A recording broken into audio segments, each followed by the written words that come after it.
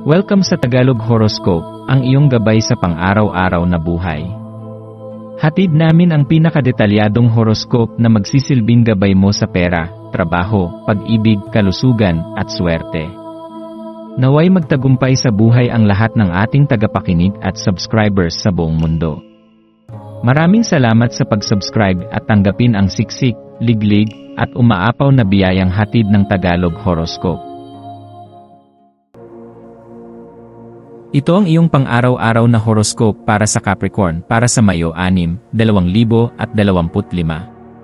Sa araw na ito, ang pagpapahayag ng iyong mas malalim na emosyon ay tila isang matarik na pag-akyat. Ang enerhiya ng araw ay naghihikayat ng introspeksyon, at maaaring nakakagambala ang harapin ang mga damdaming karaniwang nananatili sa ilalim ng ibabaw. Pahintulutan ang iyong sarili na pag-isipan kung paano hinuhubog ng respeto na iyong hinahangad mula sa iba ang iyong panloob na dialogo at mga kilos. Ang kamalayang ito ay maaaring magdala ng malalim na mga pananaw.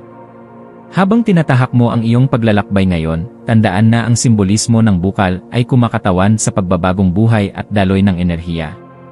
Maghanap ng mga sandali ng kalinawan at pagninilay, dahil maaari itong magsilbing gabay sa iyong proseso ng paggawa ng desisyon.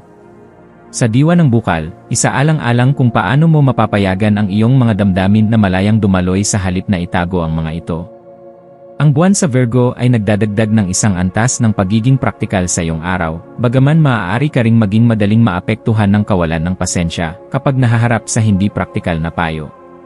Pagkatiwalaan ang iyong mga instinct, at huwag mag-atubiling hamunin ang iyong sarili sa mga larangan kung saan nararamdaman mong pinipigilan ka. Ang pagtanggap sa tensyong ito ay maaaring humantong sa mga personal na tagumpay at mas malakas na koneksyon sa iyong pagkakakilanlan.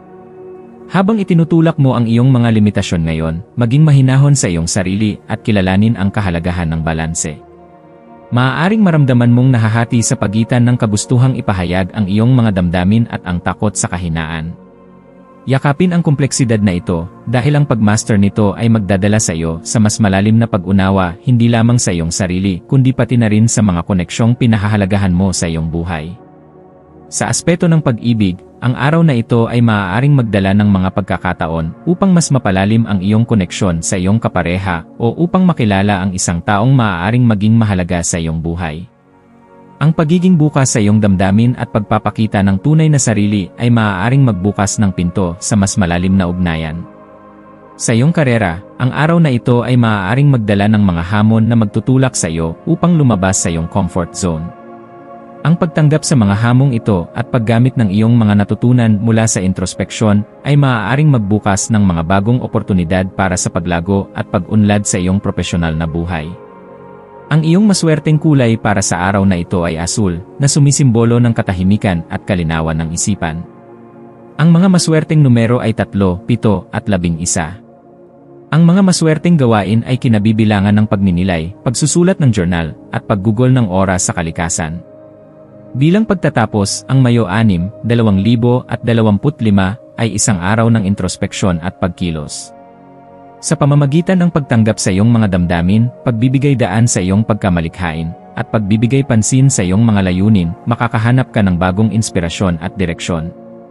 Tandaan, ang kabaitan na ipinapakita mo sa iyong sarili ay magbabalik sa kabaitan na maaari mong ialay sa iba. Yakapin ang araw na ito bilang isang pagkakataon upang muling kumonekta sa iyong sarili at sa mundo sa paligid mo.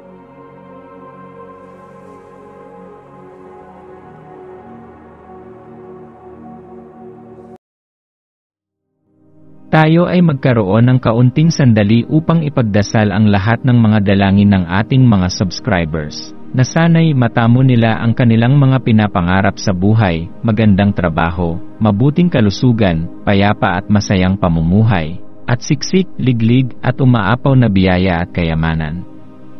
Ipinagdarasal namin ng mataimtim ang lahat ng mga komento sa nakaraang video, at hinihiling namin, Panginoon, na pagpalain mo ang ating mga subscribers ng masayang buhay sa mundong ibabaw. Maraming salamat po. Maraming salamat sa panonood ng iyong horoscope ngayon araw. Naway gabayan ka ng mga bituin sa iyong landas. Huwag kalimutang mag-like, share, at subscribe para sa iba pang cosmic na kaalaman.